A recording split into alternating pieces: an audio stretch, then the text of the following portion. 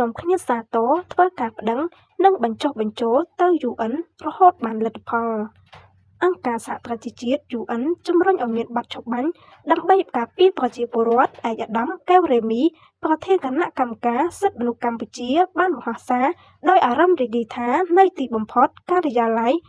ឧត្តមស្នងការសិទ្ធិមនុស្សនៃអង្គការសហប្រជាជាតិបានទទួលយកបញ្ហានេះនិងចេញសេចក្តីថ្លែងការណ៍ជាផ្លូវការខណៈពេលដែលសារព័ត៌មានកម្ពុជារាយការណ៍ថា UN កំពុងជំរុញឲ្យមានបទច្បាញ់និងការពារប្រជាពលរដ្ឋជាបន្ទាន់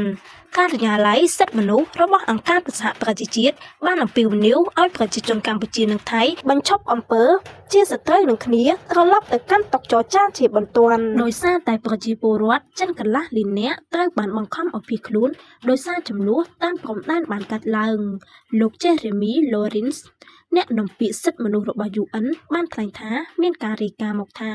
នៅតំបន់ជុំវិញភូមិជាច្រើននិងទីតាំងវប្បធម៌កំពុងត្រូវបានវាយប្រហារដោយយន្តហោះចម្បាំងដ្រូននិងកាំភ្លើងធំស្ថិតក្រោមការប្រយុទ្ធគ្នាយ៉ាងស្វិតស្វាញរវាងភាគីទាំងពីរក្រមច្បាប់សង្គ្រាមបង្ហាញយ៉ាងច្បាស់ថាការការពារប្រជាពលរដ្ឋនិងហេដ្ឋារចនាសម្ព័ន្ធស៊ីវិលគឺត្រូវយកចិត្តទុកដាក់យ៉ាងសំខាន់បំផុតភាគីទាំងពីរត្រូវតែបញ្ឈប់ការបាញ់ប្រហារជាបន្ទាន់មិនដឹងថារាជរដ្ឋាភិបាលថៃបានត្រៀមវិធីដោះស្រាយចំពោះបញ្ហានេះរួចហើយឬនៅ